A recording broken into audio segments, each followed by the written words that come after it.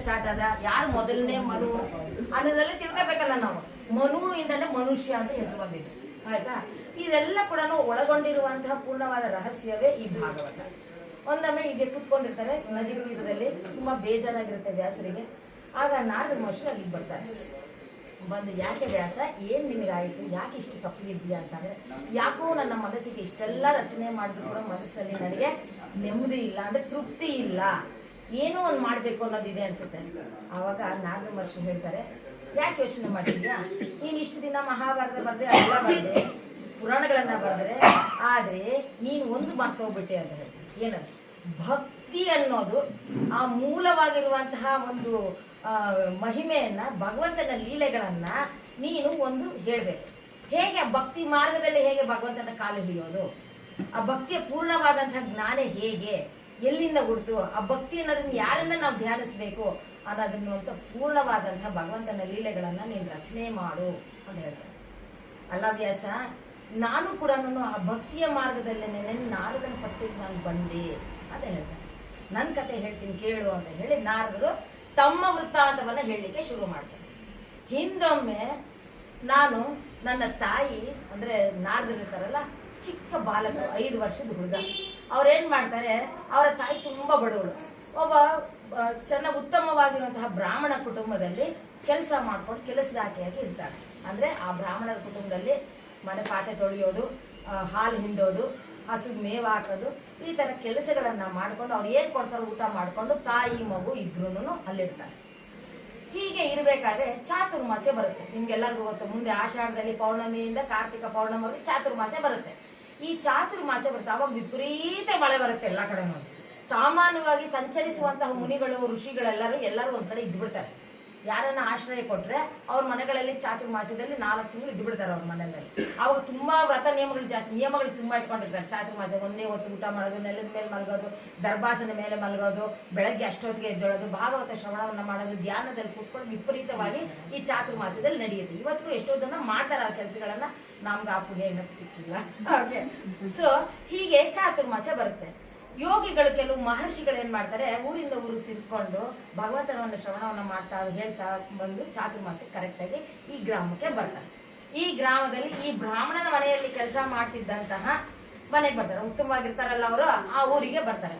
ಅವರನ್ನ ಕೇಳ್ತಾರೆ, ಆಶ್ರಯ ಕೊಡಿ, ನಮ್ಗೆ ಚಾತುರ್ಮಾಸ್ಯ ನಿಯಮಗಳನ್ನ ನಾವು ಮಾಡ್ಬೇಕು ಅಂತ ಹೇಳ್ತಾರೆ. ಮಳೆಗಾಲದಲ್ಲಿ ಅವ್ರು ಸುತ್ತಲಿಕ್ಕೆ ಆಗೋದಿಲ್ಲ, ಅದಕ್ಕೋಸ್ಕರ ಕೆಲವು ಮಂದಿ ಆಶ್ರಯ ಕೊಡ್ತಾರೆ. ಸದ್ಯ ಇಂತಹ ಒಂದು ಪುಣ್ಯಾತ್ಮಗಳು ನಮ್ಮ ಮನೆಗೆ ಬಂದ್ರಲ್ಲ ಅಂತ ಅವ್ರು ತುಂಬಾ ಖುಷಿಯಾಗಿ ಅವ್ರಿಗೆ ಇರ್ಲಿಕ್ಕೆ ಒಂದು ಜಾಗವನ್ನ ಕೊಡ್ತಾರೆ. ಒಂದು 10-15 ಜನ ಬಂದಿರ್ತಾರೆ, ಅವರೆಲ್ಲ ಮುನಿಗಳು. ಅವ್ರಿಗೆಲ್ಲ ಪ್ರತಿನಿತ್ಯ ಬಿಸಿಯಾಗಿ ಊಟ, ಒಂದು ಅದೇನು ಅವರು ತಿಂತಾರೋ ಅದನ್ನೆಲ್ಲ ಉಪಹಾರ ಅವೆಲ್ಲ ಕೂಡ ಒದಗಿಸ್ಬೇಕು. ಆಗ ಈ ಮಗುವನ್ನ ಕರೆದು, ಅಂದ್ರೆ 5 ವರ್ಷದ ಬಾಲಕನನ್ನ ಕರೆದು, ನೋಡು, ನೀನು ಇವರ ಸೇವೆಯನ್ನ ಮಾಡಿಕೊಂಡು ಪ್ರತಿನಿತ್ಯ ಅವ್ರಿಗೆ ಏನ್ ಅಗತ್ಯವಾಗಿ ಬೇಕೋ, ಅಂದ್ರೆ ಅವರು ಸ್ನಾನಕ್ಕೆ ಹೋದಾಗ ಅವ್ರ ಬಟ್ಟೆಗಳು ಹಿಂಡ್ಕೊಡೋದು, ಅವ್ರ ಮನೆಗಳನ್ನ ಹಾಕೋದು, ಅವ್ರ ಗೆಡ್ಡೆ ಗೆಣಸುಗಳಿಗೆ ತಂದ್ಕೊಡೋದು, ಅವ್ರಿಗೇನಾದ್ರು ನೀರು, ಪೂಜೆ ಸಾಮಗ್ರಿಗಳಿಗೆ ಹೂವನ್ನು ಕುಯ್ಕೊಂಬರೋದು, ಅವ್ರಿಗೇನಾದ್ರು ಹೋಮ ಗಿಮ ಎಲ್ಲ ಮಾಡಿದ್ರೆ ಅವ್ರಿಗೆ ಒಂಚೂರು ಕಡ್ಡಿಗಳನ್ನ ತಂದ್ಕೊಡೋದು, ಅಂತಹ ಕೆಲಸವನ್ನು ನೀನ್ ಮಾಡು ಅಂತ ಹೇಳ್ತಾರೆ. ಯಾರು? ಆ ಚಿಕ್ಕ ಹುಡುಗನಿಗೆ. ಸರಿ, ಹಾಗೆ ಮಾಡ್ತೀನಿ ಅಂತ ಹುಡುಗ, ಇನ್ನ ಚಿನ್ನ ಮುಗ್ಧ ಹುಡುಗ, ಅವನು ಏನು ಹೇಳಿದ್ರು ನಾನು ಮಾಡ್ತೀನಿ ಅಂತ ಖುಷಿಯಿಂದ ಮಾಡ್ತಾನೆ. ಅವತ್ತಿನಿಂದ ಏನ್ ಮಾಡ್ತಾನೆ, ಆ ಮುನಿಗಳಿಗೆ ಸೇವೆ ಮಾಡ್ತಾ ಇರ್ತಾನೆ. ಅವ್ರಿಗೆ ಏನು ಆನಂದನೋ ಸೇವೆ ಮಾಡೋದು. ಯಾಕೆ ಅಂತಂದ್ರೆ ಈ ಭಾಗವತರು ಬಂದಿದಾರಲ್ಲ, ಅವರು ಮುನಿಗಳ ಭಾಗವತರು ಇದ್ದಾರಲ್ಲ, ಅವ್ರು ಪ್ರತಿದಿನ ಬೆಳಗ್ಗೆ 3 ಗಂಟೆಗೆ ಎದ್ದು ಬಿಡೋದು, ಧ್ಯಾನ ಮಾಡೋದು, ಅದಾದ್ಮೇಲೆ ಪೂಜೆ ಮಾಡೋದು, ಆಮೇಲೆ ಸ್ನಾನಕ್ಕೆ ಹೋಗಿರೋದು ನದಿಗೆ, ಆಮೇಲೆ ಸಂಧ್ಯಾ ವಂದನೆ ಮಾಡೋದು, ಮತ್ತೆ ಬರೋದು, ಪೂಜೆಗಳನ್ನ ಮಾಡೋದು, ಮತ್ತೆ ಮಧ್ಯಾಹ್ನ ಆಗ್ತಿದ್ದಂಗೆ ಉಪಹಾರ ಆಗ್ತಿದ್ದಂಗೆ ಡ್ಯಾನ್ಸ್ ಮಾಡೋದು, ಕೀರ್ತನೆ. ಅದಕ್ಕೆ ಪ್ರತಿಯೊಬ್ರು ಕೂಡ ಭಜನಾ ಮಂಡಳಿನಲ್ಲಿ ಮೊದ್ಲು ಏನ್ ಮಾಡ್ತೀವಿ ಅಂತಂದ್ರೆ, ಕೀರ್ತನೆಗಿಂತ ನೆಕ್ಸ್ಟ್ ಪಾಯಿಂಟ್ ಬರೋದು ನರ್ತನ. ಈ ನರ್ತನದಲ್ಲಿ ಏನ್ ಬರುತ್ತೆ ಅಂದ್ರೆ, ನಾವು ಹೇಗೆ ನಮ್ಮ ಇಡೀ ಅವ್ಯಯಗಳನ್ನ ಲೂಸಪ್ ಮಾಡಿ ಭಗವಂತನ ಕಡೆಗೆ ಹೋಗ್ಲಿಕ್ಕೆ ಒಂದು ದಾರಿ ಅದು. ಹಾಗೆ ಇವರ ಕೀರ್ತನೆಗಳು, ನರ್ತನಗಳನ್ನ ನೋಡಿ ತನ್ನನ್ನು ತಾನೇ ಮತ್ತು ಆಹಾ ಎಷ್ಟು ಚೆನ್ನಾಗಿ ಮಾಡ್ತಿದ್ದಾರೆ ಅಂತ ಅವರು ಕುಣಿತಿದ್ದ ಹುಡುಗ. ಹೀಗೆ ರಾತ್ರಿ ಮಲಗುವವರೆಗೂ ಭಗವಂತನ ಒಂದು ಮಾತು, ಸ್ಪೀಚ್, ಅವ್ರು ಹೇಳ್ತಾ ಇರುವಂತ ಕಥೆಗಳು, ಲೀಲೆಗಳನ್ನ ಕೇಳ್ತಾ ಹೋಗ್ತಾ ಇರ್ತಾನೆ ಅವ್ರಿಗೆ. ಹೀಗಿರ್ಬೇಕಾದ್ರೆ ಚಾತುರ್ಮಾಸ್ಯ ಅದು ಹಿಂಗೋಗುತ್ತ. ಆದ್ರೆ ಚಾತುರ್ಮಾಸ್ಯದಲ್ಲಿ ಪ್ರತಿದಿನ ಹುಡುಗ ಸೇವೆ ಮಾಡ್ಬೇಕಾದ್ರೆ ಅವ್ರಿಗೆ ತುಂಬಾ ಖುಷಿ ಆಗತ್ತೆ ಆ ಹುಡುಗರು ನೋಡಿ. ಅದಕ್ಕೆ ಹೇಳ್ತಾರೆ, ಬಾ ಮಗು ಅಂತ ಹೇಳ್ಬಿಟ್ಟು ಒಂದು ಉತ್ಕೃಷ್ಟವಾದಂತಹ 2 ವರಗಳನ್ನ ಕೊಡ್ತಾರೆ. ಅಂದ್ರೆ ಈಗಲೇ ಸ್ಟಾರ್ಟಿಂಗ್ ಅಂತ ಕೊಡ್ತಾರೆ. ಏನಂತ ಅಂದ್ರೆ, ಅವ್ರು ಏನು ತಿಂದು ಮಿಕ್ಕಿರುತ್ತೋ ಆ ಉಚ್ಚಿಷ್ಟವನ್ನ ಆ ಹುಡುಗನಿಗೆ ಕೊಡ್ತಾರೆ. ಯಾಕೆ ಅಂತಂದ್ರೆ, ಅದಕ್ಕೆ ಉಚ್ಚಿಷ್ಟು ಅಂತಂದ್ರೆ ವ್ಯಾಸರ ಬಾಯಿಯಿಂದ ಬಂದಂತ ಹೆಂಜಲೇ ನಾವು ಇವತ್ತು ತಿಳ್ಕೊಂತ ಇರೋದು. ಅವ್ರ ಬಾಯಿಂದ ಬಂತಲ್ಲ ಆ ಉತ್ತಮವಾದಂತ ಉಚ್ಚಿಷ್ಟ ಮಾತುಗಳೇ ನಾವಿವತ್ತು ತಿಂತಾರೆ. ಉಚ್ಚಿಷ್ಟ ಅಮೃತ, ಅದು ಅಮೃತ, ಭಗವಂತನ ಅಮೃತ ನಾವಿವತ್ತು ಸ್ವಾದ ಮಾಡ್ತಾ ಇದ್ದೀವಿ.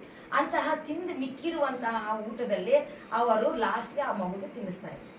ಯಾಕೆಂದ್ರೆ ಇವ್ರು ಮಾಡಿರುವಂತ ಮಹಿಮೆ ಜ್ಞಾನ ಹುಡುಗನಿಗೆ ಪ್ರಸರಿಸ್ಲಿ ಅಂತ ಹೇಳಿ.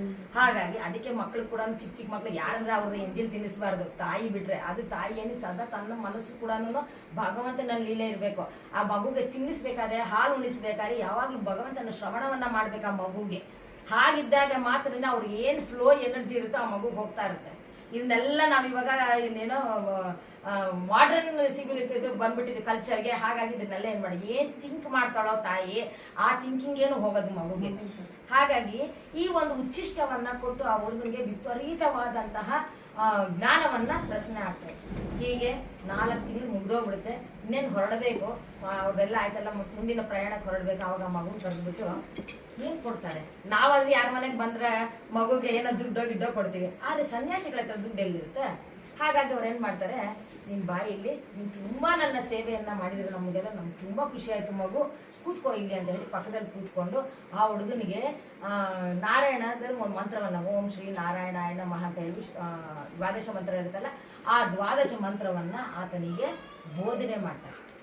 ಆ ಬೋಧನೆ ಮಾಡಿದ್ಮೇಲೆ ಆ ಹುಡುಗನಿಗೆ ಹೇಳ್ತಾರೆ, ನೀನು ಸದಾ ಈ ಮಂತ್ರವನ್ನು ಬಿಡದೆ ಜಪ ಮಾಡು, ನಿನಗೆ ಏನ್ ಕೊಡ್ಬೇಕು ಆ ಭಗವಂತ ಕೊಡ್ತಾನೆ ಅಂತ ಹೇಳ್ತಾರೆ. ಹೀಗಿರ್ಬೇಕಾದ್ರೆ ಆ ಮಗು 4 ತಿಂಗಳಿಂದ ಏನ್ ಕಲ್ತಿರ್ತಾನೋ, ಅಭ್ಯಾಸ ಏನಾಗಿರ್ತೈತೋ 4 ತಿಂಗಳು ಸದಾ ಜ್ಞಾನದಲ್ಲೇ ಏನ್ ಹೇಳಿದ್ರು, ಅವ್ರು ಏನ್ ಮಾಡ್ತಿದ್ರು, ಅವ್ರು ಏನ್ ಪೂಜೆ ಮಾಡ್ತಿದ್ರು, ಅವ್ರ ನರ್ತನೆಗಳೇ ಮನಸ್ಸಿನಲ್ಲಿ ಓಡ್ತಾ ಇರ್ತೈತೆ ಆ ಹುಡುಗನಿಗೆ. ಎಷ್ಟು 5 ವರ್ಷದ ಬಾಲಕ, ದಾಸಿ ಪುತ್ರ ಅಂತ. ಅದು ದಾಸಿ ಪುತ್ರ ಪದದಲ್ಲಿ ಯಾವುದೋ ಒಂದು ಪದ್ಯದಲ್ಲಿ ಕೂಡ ಬರ್ತದೆ ದಾಸಿ ಪುತ್ರ ಅಂತ, ಯಾವಾಗ ಮುಂದಕ್ಕೆ ಹೇಳ್ತೀನಿ. ಹಾಗೆ ಕೆಲವು ದಿನಗಳು ಎಳೆಯುತ್ತೆ. ಆ ಹುಡುಗನಿಗೆ ಏನಾದ್ರೂ ಮಾಡಿ ನಾನು ನಾರಾಯಣನ ನೋಡ್ಬೇಕು ಅಂತ ಮನಸ್ಸಲ್ಲಿ ಪಟ್ಟ ಕುತ್ಕೊಂಡ್ಬಿಡ್ತೈತೆ. ನಾರಾಯಣನ ನಿಜವಾದ ರೂಪದಲ್ಲಿ ನೋಡ್ಬೇಕು ಅಂತ. ಒಂದೊಮ್ಮೆ ಏನಾಗುತ್ತೆ, ಯಜಮಾನ ಇರ್ತಾನಲ್ಲ, ಆ ಯಜಮಾನ ಕರೆದ್ಬಿಟ್ಟು ಅವ್ರ ಅಮ್ಮನ, ಆ ಹುಡುಗನ ದಾಸಿನ ಕರೆದ್ಬಿಟ್ಟು ಹಾಲು ತಗೋಬಹುದು ಕರ್ಕೊಬಹುದು ಅಂತ ಹೇಳಿ ಕಳಿಸ್ತಾರೆ. ಆಕೆ ಕತ್ಲಾಗಿರುತ್ತೆ. ಹೋಗ್ಬಿಟ್ಟು ಹಾಲು ಕರಿಬೇಕು ಅಂತ ಹೇಳಿ ಹಸು ಹತ್ರಕ್ಕೆ ಹೋಗ್ತಾಳೆ. ಅಲ್ಲೊಂದು ದೊಡ್ಡ ಕಾಳಿಂಗ ಸರ್ಪ ಏನಾಗುತ್ತೆ, ಅವ್ರ ಅಮ್ಮ ಕಚ್ಚಿಬಿಡ್ಬೇಕು. ಅವ್ರಮ್ಮ ಸತ್ತೋಗ್ಬಿಡ್ತಾಳೆ. ಈಗ ಹುಡುಗ ಬಂದು ಅನಾಥನಾಗ್ತಾನೆ. ಬಂದು ಅವ್ರ ಅಮ್ಮನ ನೋಡ್ತಾನ, ಹಬ್ಬ ಇದು ಒಂದು ಬಂಧನದಿಂದ ಕೂಡ ನನಗೆ ಬಿಡುಗಡೆ ಆಯ್ತು ಅಂತ. ಬಂಧನದಲ್ಲಿ ಇರುವವರೆಗೂ ನಾವು ಭಗವಂತನ ಕಾಣಲಿಕ್ಕೆ ಸಾಧ್ಯ ಆಗಲ್ಲ ಅಲ್ವಾ. ಹಾಗಾಗಿ ಇರುವಂತಹ ಒಂದು ಬಂಧನ ಕೂಡ ಭಗವಂತ ನನ್ನನ್ನು ದೂರ ಮಾಡಿದ್ರು, ಎಲ್ಲ ಸರಿ ಹೋಯ್ತು. ಇನ್ನು ನಾನು ನಾರಾಯಣನ ಹುಡುಕ್ಲಿಕ್ಕೆ ನನಗೆ ತುಂಬಾ ಸುಲಭವಾಯ್ತು ಅಂತ ಹೇಳಿ ಹುಡುಗ ಏನ್ ಮಾಡ್ತಾನೆ, ಎಲ್ಲರಿಗೂ ಒಂದು ನಮಸ್ಕಾರ ಹಾಕ್ಬಿಟ್ಟು ಯಜಮಾನಿಗೂ ಮನೆ ಬಿಟ್ಟು ಹೊರಟು ಬಿಡ್ತಾನೆ. ಅರಣ್ಯ ಪ್ರಾಂತ್ಯಕ್ಕೆ ನಡ್ಕೊಂಡು ದೇಶ ಸಂಚಾರ ಎಲ್ಲ ಮಾಡಿ ಒಂದು ಅರಣ್ಯ ಪ್ರದೇಶಕ್ಕೆ ಬರ್ತಾನೆ. ಅಷ್ಟೊಂದಾಗಲೇ ಈ ಹುಡುಗನಿಗೆ ಒಂದು 12 ವರ್ಷ ಹುಡುಗ. ಈ ಹುಡುಗ ಏನೋ ಒಂದಿನ ಒಂದು ಅರಣ್ಯಕ್ಕೆ ಬರ್ತಾರೆ. ಅಲ್ಲೊಂದು ದೊಡ್ಡದು ರಾಗಿ ಗಿಡ, ಅಂದ್ರೆ ಆಲದ ಮರ ಸಿಗುತ್ತೆ. ಆ ಆಲದ ಮರದ ಹತ್ರ ತುಂಬಾ ಪ್ರಶಾಂತವಾದಂತಹ ಒಂದು ಜಾಗ ಆಗುತ್ತೆ, ವಾತಾವರಣ ಇರುತ್ತೆ. ಅಲ್ಲೊಂದು ದೊಡ್ಡದೊಂದು ಸರೋವರನೂ ಇರುತ್ತೆ. ಸರೋವರದಲ್ಲಿ ಹೋಗಿ ಮಿಂದು ನೀರು ಕುಡಿದು ಅವಾಗ ಅನ್ಕೊಂತಾರೆ, ಈಗಲಾದ್ರೂ ಭಗವಂತ ನನಗೆ ಕಾಣಿಸಿದ್ರೆ ಎಷ್ಟು ಚೆನ್ನಾಗಿರುತ್ತಲ್ಲ ಇಂತಹ ವಾತಾವರಣದಲ್ಲಿ ಅಂತ ಹೇಳಿ ಸಂಧ್ಯಾ ವಂದನೆ ಮಾಡಿ ನೀರನ್ನು ಕುಡಿದು ಆ ಒಂದು ಮರದ ಕೆಳಗಡೆ ಕೂತ್ಕೊಂಡು ಧ್ಯಾನದಲ್ಲಿ ಕೂತ್ಕೊಂತಾರೆ. ಕೆಲವು ತಿಂಗಳುಗಳು ಕಳೆಯುತ್ತೆ. ಒಂದಿನ ಇದ್ದಕ್ಕಿದ್ದಂಗೆ ಆತನಿಗೆ ಮಿಂಚಿನಂತಹ ಒಂದು ಹೊಳಪು ಆಕಾಶದಲ್ಲಿ ಕಾಣಿಸುತ್ತೆ. ಆಕಾಶದಲ್ಲಿ ಕಣ್ಣಿಗೆ ಏನಿದೆ ಇದು ಮಿಂಚು ಅಂತ ಹಿಂಗೆ ನೋಡಿದ ತಕ್ಷಣನೇ ಆತನಿಗೆ ಅದ್ಭುತವಾದಂತಹ ಚತುರ್ಭುಜನಾಗಿ ಶಂಕುವನ್ನ ಕೈನಲ್ಲಿ ಹಿಡಿದಂತಹ, ಕಿರೀಟಗಳನ್ನ ಧರಿಸಿದಂತಹ, ನಾಮವನ್ನ ಕಸ್ತೂರಿ ತಿಲಕವನ್ನ ಇಟ್ಟಂತಹ, ಮಕರ ಕುಂಡಲಗಳನ್ನ ಹಾಕೊಂಡಂತಹ, ವನಮಾಲಿಯಾಗಿರುವಂತಹ, ಕಾಲಿನಲ್ಲಿ ಗೆಜ್ಜೆಗಳಿರುವಂತಹ ಅಂತಹ ಅದ್ಭುತವಾದಂತಹ ಶಂಕು ಚಕ್ರ ಗದ ಪದ್ಮವನ್ನ ಹಿಡಿದಂತಹ ಸ್ವಾಮಿಯನ್ನ ಒಂದು ಕ್ಷಣ ಕಾಣಿಸುತ್ತಾರೆ. ಕಾಣಿಸಿದ ತಕ್ಷಣ ಆ ಒಂದು ರೂಪ ಕಣ್ಣಿಗೆ ನೋಡಿ, ಇದು ಅದ್ಭುತವಾದಂತಹ ರೂಪ ನೋಡಿದ ತಕ್ಷಣ ಅದು ಅಂತರ್ಧಾನ ಒಂದೇ ಕ್ಷಣನೇ ಕಾಣಿಸೋದು ಅದು ರೂಪ. ತಕ್ಷಣನೇ ಈತನಿಗೆ ಜ್ಞಾನೋದಯ ಆಯ್ತು, ಇದು ಭಗವಂತ. ಆದ್ರೆ ಕೇಳ್ಕೊತಾನೆ. ಅವಾಗ ಆಮೇಲೆ ಒಂದು ಆಕಾಶವಾಣಿ, ಅದು ಮಾಯ ಆಗೋಗ್ಬಿಡುತ್ತೆ ಆ ರೂಪ. ಆ ರೂಪ ಮಾಯ ಆಗೋದ್ಮೇಲೆ, ಸ್ವಾಮಿ ಎಷ್ಟು ಬೇಗ ನೀನು ಹೊರಟೋಗ್ಬಿಟ್ಟೆ, ನನ್ಗೆ ಆ ರೂಪ ದರ್ಶನ ಕೊಡ್ಲಿಕ್ಕೋಸ್ಕರನೇ ಬಂದೆ, ಇನ್ನೂ ಸ್ವಲ್ಪ ಕಾಣಿಸ್ಬೋದಿತ್ತಲ್ಲ ಅಂತಾನೆ. ಇಲ್ಲ, ನೀನು ಇನ್ನು ಅಷ್ಟು ಪುಣ್ಯವನ್ನ ಆ ಲೆವೆಲ್ಗೆ ನೀನು ಹೋಗಿಲ್ಲ. ನೀನೇನ್ ಮಾಡು ಅಂತಂದ್ರೆ, ಇವಾಗ ನಾನು ಏನ್ ರೂಪ ನಿನಗೆ ತೋರಿಸಿದ್ನೋ ಅದನ್ನ ನನ್ನ ಜೀವಿತದ ಕಾಲದಲ್ಲಿ ನೀನು ಅದನ್ನೇ ಸ್ಮರಣೆ ಮಾಡಿಕೊಂಡು ನೀನು ಈ ಜನ್ಮವನ್ನ ಬಿಡು. ಮುಂದೆ ಈ ಜನ್ಮ, ಈ ಪುಣ್ಯ ನೀನು ಮಾಡಿದ್ಯಲ್ಲ, ಆ ಪುಣ್ಯದಿಂದಾಗಿ ನಿನ್ನ ಬ್ರಹ್ಮನ ಮಗನಾಗಿ ನೀನು ಜನಿಸೋಕೆ ವರ ನಾನು ಕೊಡ್ತೀನಿ ಅಂತ. ಆಗ ಆ ದಾಸಿ ಪುತ್ರ ಏನ್ ಮಾಡ್ತಾನೆ, ಇಡೀ ಅಂದ್ರೆ ಆಮೇಲೆ ನಾನು ನಿಂಗೊಂದು ಮಹತಿಯನ್ನು ವೀಣೆಯನ್ನು ಕೊಡ್ತೀನಿ ಅಂತ ಹೇಳ್ತಾನೆ. ಆಗ ಆ ಹುಡುಗ ಕೆಲವಾರು ವರ್ಷಗಳು ಹೆಚ್ಚು ಕಮ್ಮಿ ಒಂದು 60-70 ವರ್ಷದವರೆಗೂ ನಾರಾಯಣನ ಸ್ಮರಣನೆ ಅದೇ ರೂಪವನ್ನೇ ನೋಡಿ ನೋಡಿ ನೋಡಿ ನೋಡಿ ಆನಂದ ಧ್ಯಾನ ಮಾಡಿ ಮಾಡಿ ಮಾಡಿ ಆ ಭಾಗವತರು ಏನೇನು ಹೇಳಿದ್ರು ಅದನ್ನೆಲ್ಲ ಮಾಡಿ ಕೊನೆಗೆ ದೇಹಕ್ಕೆ ಆಗುತ್ತೆ. ಯಾಕಂದ್ರೆ ಮನುಷ್ಯನಾಗಿ ಹುಟ್ಟು ಬಂದಿದ್ದಾನೆ. ಮನುಷ್ಯನಾಗಿ ಹುಟ್ಟಿದ ಮೇಲೆ ಈ ದೇಹ ಬಿಡ್ಲೇಬೇಕು. ಆಮೇಲೆ ಆತನ ಆತ್ಮ ಎಲ್ಲಿಗೆ ಹೋಗುತ್ತೆ? ಶ್ರೀ ಬ್ರಹ್ಮನ ಒಂದು ಕಲ್ಪದಲ್ಲಿ ಸೇರ್ಕೊಂಡು, ಅದು ಬ್ರಹ್ಮ ಆ ಕಲ್ಪ ಬಿಟ್ಬಿಡ್ತಾರೆ. ಕಲ್ಪ ಅಂದ್ರೆ ಮತ್ತೆ ಬ್ರಹ್ಮ ಮಲಗ್ಬಿಡ್ತಾರೆ. ಆ ಕಲ್ಪ ಆಗೋಗ್ಬಿಡುತ್ತೆ. ಆ ಕಲ್ಪದಲ್ಲಿ ನೆಕ್ಸ್ಟ್ ಇನ್ನೊಂದು ಕಲ್ಪ ಬರ್ಬೇಕು ತಾನೆ. ಆ ಇನ್ನೊಂದು ಕಲ್ಪದಲ್ಲಿ ಬ್ರಹ್ಮನು ಸೃಷ್ಟಿ ಮಾಡಕ್ ಶುರು ಮಾಡ್ತಾನೆ. ಆಗ ತನ್ನ ಮಡಿಲಿನಿಂದ ಬಂದಂತಹ ಹುಡುಗನೇ ನಾರದರಾಗ್ತಾರೆ. ಅದಕ್ಕೆ ಹೇಳ್ತಾರೆ ವ್ಯಾಸರಿಗೆ, ವ್ಯಾಸ ನೋಡು, ನಾನ್ ಮೊದಲನೇ ಜನ್ಮದಲ್ಲಿ ಮನುಷ್ಯನಾಗಿದ್ದೆ, ಆದ್ರೆ 2ನೇ ಜನ್ಮದಲ್ಲಿ ನಾನು ಆಗ್ಲೇ ನಾರದನಾಗ್ಬಿಟ್ಟೆ. ಈಗ ನೋಡು, ಈ ಮಹತಿಯನ್ನ ವೀಣೆಯನ್ನ ಸದಾ ನುಡಿಸ್ತಾ ಇರ್ತದೆ. ಅದು ನಾರಾಯಣ ನಾರಾಯಣ ನಾರಾಯಣ ಅನ್ನುತ್ತೆ. ನಾನು ಪ್ರತಿ ಒಂದು ಲೋಕವನ್ನು ಸಂಚಾರ ಮಾಡುವಂತಹ ಶಕ್ತಿ ನನಗೆ ಭಗವಂತ ಕೊಟ್ಟಿದೆ. ನಾನು ಶಿವಲೋಕಕ್ಕೆ ಹೋಗ್ತೀನಿ, ಕೈಲಾಸಕ್ಕೆ ಹೋಗ್ತೀನಿ, ವೈಕುಂಠಕ್ಕೆ ಹೋಗ್ತೀನಿ, ಭೂಮಂಡಲವನ್ನು ಸಿಗ್ತೀನಿ, 16 ಲೋಕಗಳನ್ನ ಸುತ್ತು ಬರುವಂತಹ ಶಕ್ತಿಯನ್ನ ನನಗೆ ಈ ಪದವಿ ಕೊಟ್ಟಿದೆ. ಆದ್ರಿಂದ ದಯವಿಟ್ಟು ನಾನು ಹೇಳ್ತೀನಿ, ಭಗವಂತನ ಭಕ್ತಿಯನ್ನೋ ಮಾರ್ಗದಲ್ಲಿ ನನಗೆ ಈ ಪದವಿ ಸಿಕ್ಕಿದೆ. ಆ ಭಕ್ತಿಯನ್ನ ಮಾರ್ಗ ಕಲಿಯುಗದಲ್ಲಿ ತುಂಬಾ ಕಷ್ಟ ಆಗುತ್ತೆ. ಅವ್ರಿಗೆ ಪುರಾಣಗಳು ಕೇಳೋಕ್ಕಾಗಲ್ಲ. ಭಕ್ತಿಯನ್ನ ಮಾರ್ಗನಾದ್ರೂ ನೀಡ್ಕೊಡು. ಆ ಭಾಗವತದಿಂದ ಆದ್ರೂ ಅಟ್ಲೀಸ್ಟ್ ಅವ್ರು ಕಲ್ತ್ಕೊಂಡು ಆ ಶ್ರವಣವನ್ನ ಮಾಡಿ, ಅಟ್ಲೀಸ್ಟ್ ಯಾರು ಭಾಗವತವನ್ನ ಪೂರ್ಣವಾಗಿ ಕೇಳ್ತಾರೋ ಅವ್ರು ತುಂಬಾ ತುಂಬಾ ಪುಣ್ಯ ಮಾಡಿ ಇಹಲೋಕದಲ್ಲಿ ಮೋಕ್ಷ ಪಡಿತಾರೆ. ಕನಿಷ್ಠ ಒಂದು ಅಂಶವನ್ನ ಪಡೆದ್ರಾದ್ರೂ ಸ್ವರ್ಗ ಸಿಗುತ್ತೆ. ಮೋಕ್ಷ ಬೇರೆ, ಸ್ವರ್ಗ ಬೇರೆ. ಚೆನ್ನಾಗಿ ನೆನ್ಪಿಟ್ಕೋಬೇಕು. ನಾವು ಗೋಲೋಕ ಬೇರೆ, ಕೈಲಾಸ ಬೇರೆ. ನಾವ್ ಎಷ್ಟು ಪುಣ್ಯವನ್ನ ಗಳಿಸಿರ್ತೀವೋ ಅಷ್ಟೆಷ್ಟು ಲೆವೆಲ್ಗೂ ನಾವು ಹೋಗ್ತಾ ಇರ್ತೀವಿ.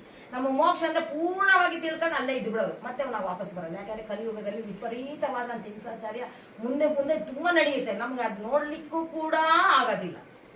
ಅಂತಹ ಕಲಿಯುಗದಲ್ಲಿ ನಮಗ್ ಬೇಡ, ಆಯ್ತಾ? ಎಷ್ಟು ನಾವು ಮೋಕ್ಷವನ್ನ ಪಡ್ಕೊತೀವಿ, ಮತ್ತೆ ನಾವು ಕಲಿಯುಗ ಆದ್ಮೇಲೆ ಮತ್ತೆ ಮೋಕ್ಷ ಲೋಕ ಅಂದ್ರೆ ಸತ್ಯದ ಯುಗದಲ್ಲಿ ನಾವು ಮತ್ತೆ ಬರುವಂತದ್ದು ಪುಣ್ಯ ನಾವು ಕೇಳ್ಕೋಬೇಕು. ಅದಕ್ಕೇನೇನೋ ನಾವೆಲ್ಲರೂ ಇವತ್ತು ಇಲ್ಲಿ ಸೇರಿದೀವಿ ಅಂತ ಅಂದ್ರೆ ಯಾವುದೋ ಒಂದು ಜನ್ಮದ ನಾವೆಲ್ಲ ಪೂರ್ಣವಾಗಿಲ್ಲ. ನಮ್ದೆಲ್ಲ ಅಪೂರ್ಣವಾಗಿರೋದ್ರಿಂದ ಪೂರ್ಣ ಮಾಡ್ಕೊಳ್ರಿ ಅಂತ ಬಂದಿದ್ದೀವಿ ನಾವು. ಇವತ್ತು ಆ ಶಕ್ತಿಯನ್ನ ಭಗವಂತ ನಾನು ಕೊಟ್ಟಿರೋದ್ರಿಂದ ನಾವು ಹೇಳಲಿಕ್ಕೆ ಪ್ರಯತ್ನ ಪಡ್ಲಿಕ್ಕೆ ನಾನು ತುಂಬಾ ಪ್ರಯತ್ನ ಪಡ್ತೀನಿ.